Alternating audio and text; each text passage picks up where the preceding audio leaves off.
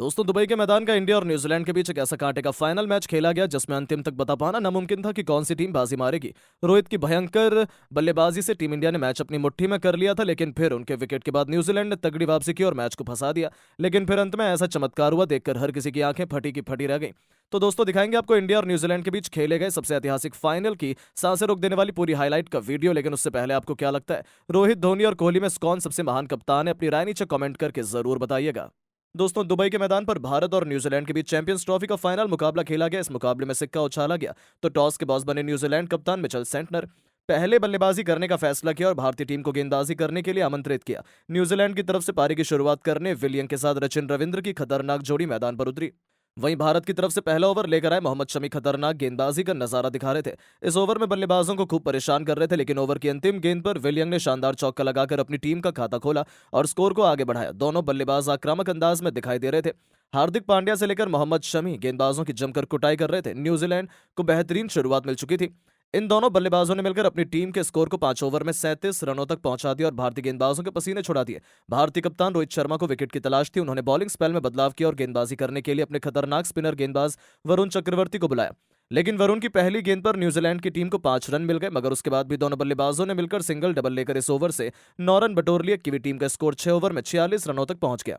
7वां over लेकर आए मोहम्मद शमी। पहली गेंद पर सचिन रविंद्र को जीवन दान मिल गया और फिर ओवर की अंतिम गेंद पर विलियम ने शानदार चौका लगाकर अपनी टीम को 50 रनों के पार पहुंचा दिया। न्यूजीलैंड का स्कोर 7 ओवर में 51 रनों तक पहुंच गया। विकेट की तलाश में 8वां ओवर लेकर आए एक बार फिर वरुण चक्रवर्ती, लेकिन ओवर की पहली गेंद पर श्रेयस अय्यर ने आसान सा कैच छोड़कर रविंद्र को बड़ा झटका, बड़ा जीवन दान दे दिया। लेकिन वरुण चक्रवर्ती ने हार नहीं मानी। ओवर की 5वीं गेंद पर विलियम को एलबीडब्ल्यू कर पवेलियन का रास्ता दिखा दिया और भारतीय टीम को पहली सफलता 57 रनों के स्कोर पर मिल गई। विलियम अपनी टीम के लिए 15 रन बनाकर पवेलियन लौट गए, लेकिन सचिन रविंद्र अभी भी मैदान पर टिके हुए थे। उनका साथ देने के लिए अब केन विलियमसन आ चुके थे। इन दोनों खिलाड़ियों के कंधों पर टीम की पूरी जिम्मेदारी आ चुकी थी। 8 ओवर में न्यूजीलैंड का स्कोर 58 रनों तक पहुंच गया। रविंद्र और विलियमसन ने मिलकर अपनी टीम के स्कोर को धीरे धीरे आगे बढ़ाया। संभल संभल कर बल्लेबाजी कर रहे थे और 10 ओवर में टीम का स्कोर 69 रनों तक पहुंच गया। टीम इंडिया को एक बार फिर विकेट की तलाश थी। 11वें ओवर में रोहित शर्मा ने फिर से बॉलिंग स्पेल में बदलाव किया और गेंदबाजी करने के लिए अपने तुरुप के कुलदीप यादव को बुलाया। कुलदीप यादव ने आते ही ओवर की पहली गेंद पर सेट बल्लेबाज सचिन रविंद्र को क्लीन बोल्ड कर पवेलियन का रास्ता दिखा दिया और टीम इंडिया को दूसरी सफलता 69 रनों के स्कोर पर मिल गई। रविंद्र अपनी टीम के लिए 37 रनों का योगदान देकर पवेलियन लौट गया। विलियमसन का साथ देने के लिए डेरिल मिचेल आ चुके थे।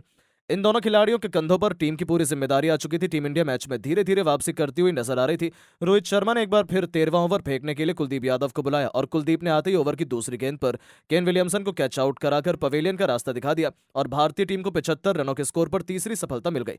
न्यूजीलैंड की टीम घुटनों पर आ गई। विलियमसन अपनी टीम के लिए केवल 14 रन बनाकर पवेलियन लौट गए। टीम इंडिया ने मैच में तगड़ी वापसी की, लेकिन मिचेल का साथ देने के लिए अब टॉम लैथम आ चुके थे। इन दोनों ने मिलकर टीम के स्कोर को धीरे धीरे आगे बढ़ाया।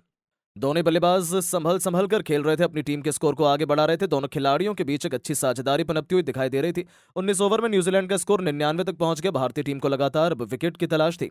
20 ओवर लेकर आए रविंद्र जडेजा। पहली गेंद पर मिचेल सेंटनर ने सिंगल लेकर अपनी टीम को 100 रनों के पार पहुंचाया। दोनों बल्लेबाज मैदान पर पूरी तरह से सेट हो चुके थे, संभल संभल कर खेल रहे थे, विकेट खोने का बिल्कुल भी नाम नहीं ले रहे थे। 21 ओवर में इन दोनों बल्लेबाजों ने अपनी टीम को 102 रनों तक पहुंचा दिया। मिचेल अपनी टीम के लिए तेजी से रन बना रहे थे, वहीं उनका भरपूर साथ टॉम लैथम निभा रहे थे। 23 ओवर में न्यूजीलैंड टीम का स्कोर 107 रनों तक 3 विकेट पर पहुंच गया। विकेट की तलाश में 24वां ओवर लेकर आए रविंद्र जडेजा और इस बार ओवर की दूसरी गेंद पर टॉम लैथम को पवेलियन का रास्ता दिखा दिया और भारतीय टीम को 108 रनों के स्कोर पर चौथी सफलता मिल गई। लैथम अपनी टीम के लिए 14 रन बनाकर पवेलियन लौट गए, लेकिन अब मैदान पर ग्लेन फिलिप्स आ चुके थे। इन दोनों खिलाड़ियों के कंधों पर टीम की पूरी जिम्मेदारी थी। इन दोनों बल्लेबाजों ने संभल संभल कर खेलना शुरू किया और अपनी टीम के स्कोर को दोनों न्यूजीलैंड की आखिरी उम्मीद थे, ये बात उन्हें भी पता थी, तभी तो ये दोनों कोई गलती नहीं करना चाहते थे। संभल कर बैटिंग करते हुए इन दोनों ने 35वें ओवर में अक्षर के खिलाफ 2 रन दौड़कर अपनी टीम को 150 रनों के पार पहुंचा दिया। इसी दरमियान 5वीं बॉल में रोहित शर्मा से एक कैच छूटा और इसका बखूबी फायदा उठाते हुए इन दोनों ने तो भारतीय टीम की नाक में दम करते हुए 50 रनों की कमाल की साझेदारी को भी अंजाम दे दिया था। लेकिन दोस्तों, तभी एक बार फिर विकेट की तलाश में रोहित बुलाते हैं। 38वें ओवर में वरुण को और इस गेंदबाज ने आते ही इस बार फिलिप्स का शिकार कर आधी कीवी टीम को अपने सामने घुटनों पर ला दिया था। जहां फिलिप्स 34 रन बनाकर पवेलियन चल दिए। उनके आउट होने के बाद मोर्चा संभालने आए थे माइक ब्रेसवेल, जिन्होंने मिशेल के साथ मिलकर भारतीय गेंदबाजों पर काउंटर अटैक करना शुरू कर दिया था। डेरी मिशेल ने अपनी लाजवाब हाफ सेंचुरी भी ठोक दी थी। ये खिलाड़ी लोन वॉरियर की तरह अकेले मैदान में डटा हुआ था और अब तो इन दोनों ने टीम इंडिया पर सीधा आक्रमण करना शुरू कर दिया। टीम को 200 रनों के पार पहुंचा दिया, लेकिन उसके बाद डेरिल मिचेल मोहम्मद शमी का शिकार हो गए। भारतीय टीम को छठा विकेट मिल गया, लेकिन अंत में माइकल ब्रेसवेल ने खतरनाक बल्लेबाजी करते हुए अर्धशतक ठोककर अपनी टीम को 50 ओवर में 251 रनों तक पहुंचा दिया और भारतीय टीम के सामने 252 रनों का लक्ष्य रखा, जिसके जवाब में भारत की तरफ से कप्तान रोहित शर्मा के साथ उपकप्तान शुभमन गिल की जोड़ी मैदान पर उतरी। वहीं न्यूजीलैंड की तरफ से पहले ओवर लेकर आए काइल जेमिसन। इनका स्वागत रोहित शर्मा ने अपने अंदाज में दूसरी गेंद पर फेवरेट पुल शॉट्स खेलकर छक्का जड़कर किया और टीम को बेहतरीन शुरुआत दिलाई। दूसरा ओवर लेकर आए विलियम ओरोर्क। इनका भी स्वागत रोहित ने तीसरी गेंद पर शानदार चौका लगाकर किया और फिर ओवर की अंतिम गेंद पर भी चौका जड़कर टीम इंडिया को 2 ओवर में ही 22 रनों तक पहुंचा दिया। इसके बाद भी दोनों खिलाड़ियों का बल्ला रुकने का नाम नहीं लिया। टीम को संभालते हुए इन दोनों खिलाड़ियों ने 5 ओवर में भारत के स्कोर को 31 रनों तक पहुंचा दिया। दोनों खिलाड़ियों के बीच एक अच्छी साझेदारी बनते हुए दिखाई दे रही थी। वहीं न्यूजीलैंड के कप्तान को विकेट की तलाश थी और गेंदबाजी करने आए स्मिथ, लेकिन इनका स्वागत रोहित ने तीसरी गेंद पर शानदार छक्का लगाकर किया और टीम के स्कोर को तेजी से आगे बढ़ाया। दोनों बल्लेबाज मैदान पर पूरी तरह से सेट हो चुके थे। एक अच्छी साझेदारी पनपती हुई दिखाई दे रही थी। रोहित टीम के लिए तेजी से रन बटोर रहे थे। 7 ओवर में इंडिया का स्कोर 45 रनों तक पहुंच गया। 8वां ओवर लेकर आए एक बार फिर स्मिथ। इस बार भी रोहित ने उन्हें नहीं छोड़ा। दूसरी गेंद पर शानदार छक्का जड़कर टीम के स्कोर को 50 रनों के पार पहुंचा दिया। साथ ही साथ दोनों खिलाड़ियों के बीच अर्धशतकीय साझेदारी पूरी होगी। भारतीय टीम मैच में पूरी तरह से हावी हो चुकी थी।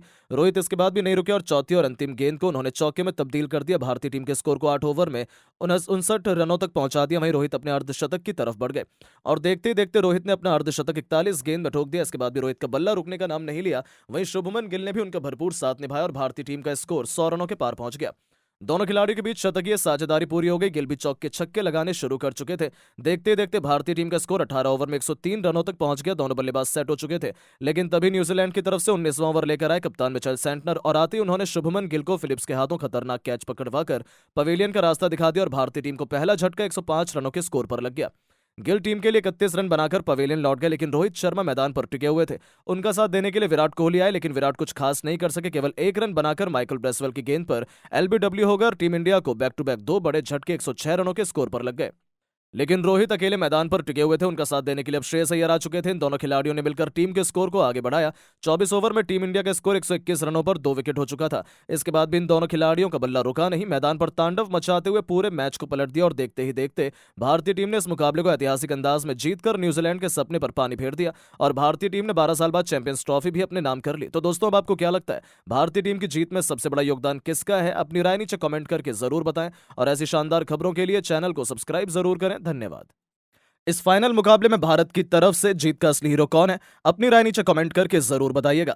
दोस्तों, लंबे इंतजार के बाद आखिर वो घड़ी आ गई जब चैंपियंस ट्रॉफी के फाइनल में 2 जानी दुश्मन भारत और न्यूजीलैंड की टीम एक दूसरे से टकराने के लिए तैयार थी। इस मुकाबले में टॉस के बॉस बने न्यूजीलैंड कप्तान मिचेल सेंटनर और पहले बल्लेबाजी करने का फैसला किया। वहीं भारत इस फाइनल मुकाबले में भारत की तरफ से जीत का असली हीरो कौन है? अपनी राय नीचे कमेंट करके जरूर बताइएगा।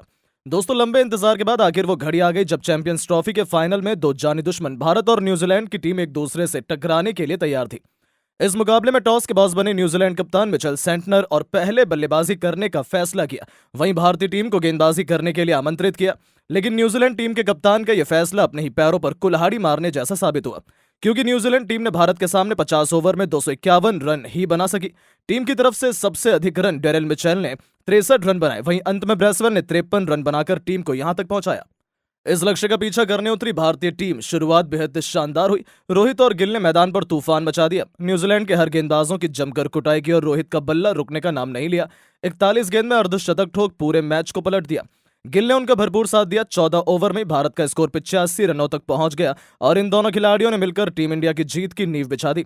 और देखते ही देखते भारत ने इस मुकाबले को जीतकर 12 साल बाद चैंपियंस ट्रॉफी को अपने नाम कर लिया। वहीं न्यूजीलैंड की टीम का सपना एक बार फिर चकनाचूर हो गया। जहां एक तरफ भारतीय टीम की जीत का जश्न मनाया जा रहा था, तो वहीं न्यूजीलैंड के खेमे में मानो मातम फैला हो। न्यूजीलैंड के हर एक खिलाड़ी बीच मैदान में ही बिलख बिलख कर रो रहे थे। विलियमसन और रविंद्र की आंखों से आंसू निकल रहे थे। हर कोई निराश था, लेकिन वहीं हार के बावजूद सचिन रविंद्र ने भावुक से रोहित शर्मा और भारत पर दिया ऐसा बयान कि इस वक्त वो चर्चा में बने हुए। तो चलिए अब हम आपको दिखाते हैं रविंद्र ने क्या कुछ बयान देते हुए कहा है। नम आंखों से हार के बाद सचिन रविंद्र ने बड़ा बयान देते हुए कहा कि मैं अपनी टीम की हार से काफी निराश हूं। हमने नहीं सोचा था कि ये टूर्नामेंट हम फाइनल में हार जाएंगे। हमारी टीम बेहद मजबूत थी, सभी खिलाड़ी फॉर्म में थे, लेकिन किसी ने भी परफॉर्मेंस नहीं की। रोहित ने इस मुकाबले में शानदार बल्लेबाजी की, अकेले दम पर मैच को जिता दिया। मैं उनकी जितनी तारीफ करूं कम है। भारतीय टीम को जीत की बहुत बहुत बधाई। वो इस टूर्नामेंट में जीत के हकदार थे। रोहित ने बेहतरीन कप्तानी की, अच्छे से अपनी टीम को मैनेज किया, जिसकी वजह से टीम इंडिया ने यहां तक का सफर तय किया था और अंत में हमें हार कर ट्रॉफी भी अपने नाम कर ली। भारत को हराना बहुत मुश्किल है, उनकी टीम बेहद खतरनाक है। सभी खिलाड़ी अपनी टीम के लिए योगदान दे रहे हैं। मैं इस हार को अपने जीवन में कभी नहीं भूल सकता। वैसे तो भारत से हमारा खून का रिश्ता है, हमारे दादा दादी लोग वहीं रहते हैं, वहां के लोग हमें काफी प्यार देते हैं। भले ही मैं दूसरे देश से क्रिकेट खेलता हूं, लेकिन मेरा प्यार भारत के लिए उतना ही है। तो दोस्तों, देखा आपने भावुक मन से सचिन रविंद्र ने बड़ा बयान देते हुए करोड़ों हिंदुस्तानियों का दिल जीत लिया। लेकिन दोस्तों, अब आपको क्या लगता है, भारतीय टीम की इस जीत का असली हीरो कौन है? नीचे कमेंट करके जरूर बताएं और ऐसी शानदार खबरों के लिए चैनल को सब्सक्राइब जरूर करें। धन्यवाद।